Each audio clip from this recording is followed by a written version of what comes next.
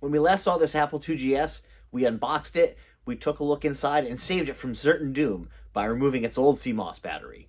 Now, we need to answer the cliffhanger questions of, will it power on? Will it beep? Will we get video? And which ROM and how much memory is installed in this machine? Hi everyone, I'm Alan Gracia, and this time let's dive in and get those answers.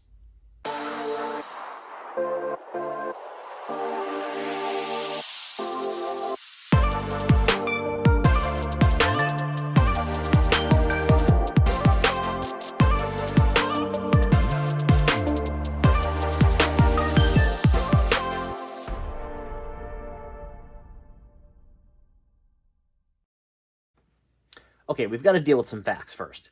This is a 36-year-old Apple IIGS, and this is a 2-year-old-ish Dell Ultrasharp monitor. The Apple IIGS outputs video on RGB DB15 or composite video. So, if thinking ahead, what do? Well, the first thing you're going to do is buy a ReActiveMicro RGB DB15 to VGA DB15 video adapter. That lets us get this out to something more modern. However, dummy here forgot that this monitor only takes VGA or DisplayPort input. So what do? Well, if I was at work, I would walk to the supply bin and borrow an adapter, either to go from VGA to HDMI or VGA to DisplayPort. But I'm not at work, so that creates a bit of a problem. So I went out and bought a generic off-the-shelf VGA to HDMI adapter. Now, this is not exactly the highest quality piece of equipment I've ever purchased, nor am I ever convinced that this is actually going to work on a 35 or 36-year-old computer. But we're going to try it anyway. So what this does is adapts VGA DB15 to HDMI. So we're going to see if we cable all of this together, if we can make some kind of crazy solution that's going to work with this modern Dell monitor. So let's go ahead and try that now. So we'll connect the ReActiveMicro adapter to the adapter to HDMI. We'll screw that in a little thumb screw, we'll tighten it up. Now we'll go ahead and connect this to the back of the Apple IIGS. Like that. And then, finally, the adapter into my HDMI input on the monitor. Okay, so fingers crossed, here we go. Hopefully there's no magic smoke. All right, well, we got a beep, and there's no smoke, so that's looking good. But, as you can see, there's nothing going on with the monitor. So, let's see if we can figure out what's going on there. Okay, so here we have my 2020 MacBook Pro. It's running macOS Ventura, so 13.1, the latest release of macOS. And here I have that white label VGA to HDMI adapter, and I've got it plugged into an Apple USB-C to VGA adapter. So we still have 2 adapters going on here, and what we're going to do here is we're going to connect this to the MacBook Pro, and then see if we get some video on the Dell Ultrasharp. So let's go ahead and plug power into my Apple adapter. Like that. And then we'll plug in the VGA to HDMI adapter into the HDMI input on the monitor. We see immediately the screen goes black. And it's scanning for inputs. That's a good sign. And then we'll go ahead and connect the adapter to the Mac.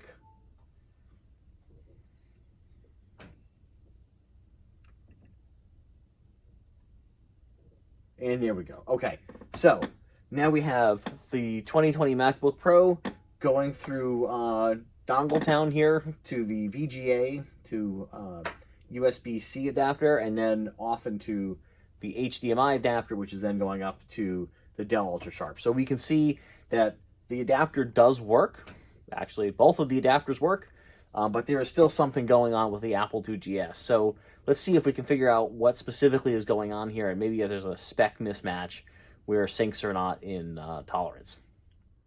All right, so here we have the Apple IIGS VGA adapter page here on the ReActiveMicro wiki. And we see that it's designed by Manila Gear, so sold by Manila Gear and ReActiveMicro. I have the ReActiveMicro version. We can see what it looks like here without its casing on. So we'll take a look at the overview, and I think the most important information here is that the adapter is able to output all modes to the Apple IIGS, so that includes the 640 by 200 super high res, and that the connecting monitor, the ultra sharp in my case, needs to primarily be compatible to 15 kilohertz horizontal signal. Now, if we go over to the right, I have the resolution specifications for that ultra sharp. It's a U3219Q, and we say its horizontal scan range is 10 kilohertz to 137 kilohertz. So that definitely does include the 15. So what's likely going on here, and I'm not an expert, so I'm just theorizing at the moment, is that the third-party white box solution, that VGA to HDMI adapter, that did work with my MacBook Pro from 2020 and Ventura, and is not working with the Apple IIGS, is likely just starting off at a lower, or excuse me, a higher kilohertz scan rate than what we need here for this particular application. Okay, so we've got Dongle Town all disconnected. The Mac is put off to the side. We have the Apple IIGS connected to its composite video, which runs over to a RetroTink Pro. The RetroTink Pro is connected to HDMI, and then up to the Dell UltraSharp. So let's see what happens when we turn on the 2GS. Got a beep? Hey, we got a picture, Apple IIGS. So now we've got check startup device. So let's see here. Apple Control Escape. And the desk accessories. All right, so let's check this out. Control panel. The date's off, although it says it's 04. January 1st, 2004. Oh, okay. That's definitely because we cut out the battery. Let's go to display. Well, we're not getting color, so let's go display and monochrome. We have an option for 40 columns versus 80. Let's leave it at 40 for now. We have white text, obviously, on the screen. And this says background medium blue with a border medium blue. Well, on the display right now, I've got it as gray. I'm not sure if that's coming through in the video, but this is definitely not medium blue in the background. And we have, let's see here, medium blue, standards. Okay. Didn't look like we can change that at all. Standards, left, right is just yes. And then 60 hertz. Okay. So now with the Apple IIGS started up, we know it's good. Let's see what other things we can find in here. Options, language is USA, repeat speed. Okay, this all looks pretty normal. Slots. Let's see, it doesn't specifically say that we have that memory card in here, but that's all right. Printer, modem, RAM, disk, and then quit. All right, so what we'll try now is we'll connect a floppy emu and see if we can boot this thing up. So now we have the floppy emu connected. It's set to boot up GSOS System 5. So let's go ahead and restart the Apple IIGS.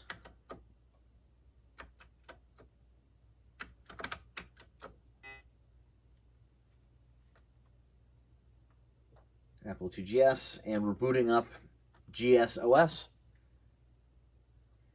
Looks like it still thinks we're in color mode, perhaps.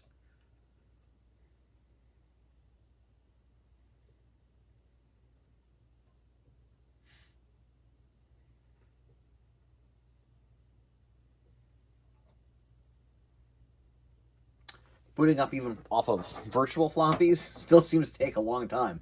So this definitely should make you appreciative of SSD storage and how fast it is. Activity light is still flickering pretty consistently as the Apple IIGS boots up. And hey, here's the desktop. Look at that.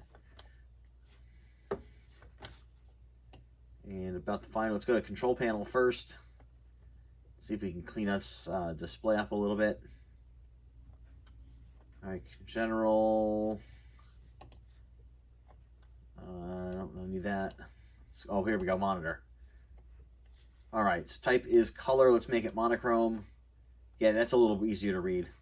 We saw that medium blue is the background and border. Well, that's still not the case. And so here we are. We're booted off the system disk. Let's take a look about the Finder. Apple IIGS Finder version 3.5 from June 15th, 1989. We see the two folks who wrote Finder for Apple IIGS. Press or click mouse to continue. All right. Choose help. Gives us little options about dim menu commands and sorts, so I think we could skip past that for now. Let's go back to that control panel. Let's see, alphabet, DC printer, we don't have a direct connect printer, general, keyboard. Let's see, have that monitor, configuration, the mouse. Let's make the mouse speed fast. Printer port, we already saw. Okay, and RAM. So RAM disk is turned off. Memory in use, 535K. We have 232 free. So that's in line with that 768 that we thought we had. We were looking at the memory card in the last video. Time, let's see, January 1989. I think that's going to be a little bit off, but okay. It is what it is. January's first coming around pretty soon.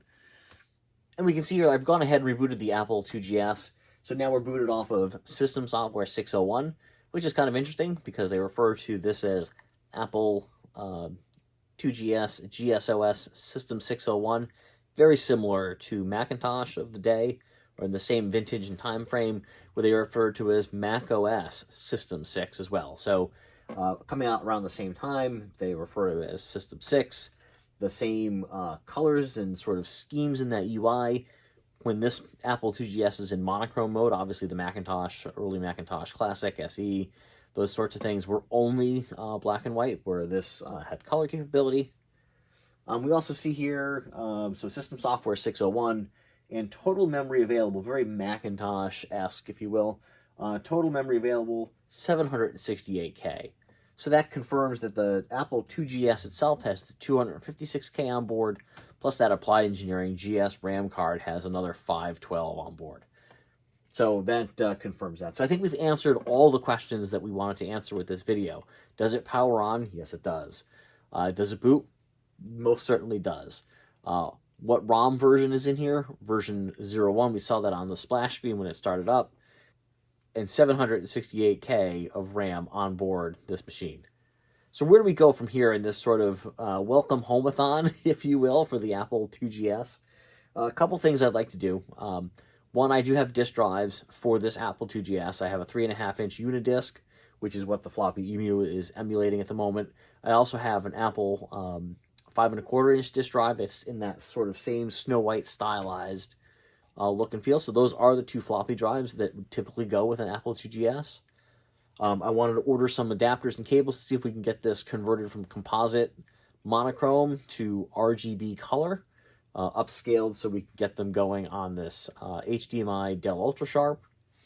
And finally, I'm looking to see if we can add a board to this Apple IIGS that emulates the hard drive that was available back in the day, so that we can just boot off of a smart card, a compact flash card, and get this up and running without having to worry about an externally connected floppy drive or emulator or anything like that.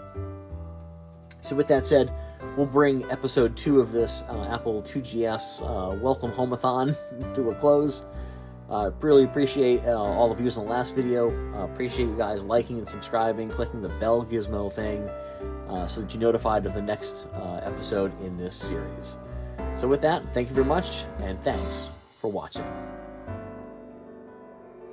Tiger, you're not a better production assistant than Archie was.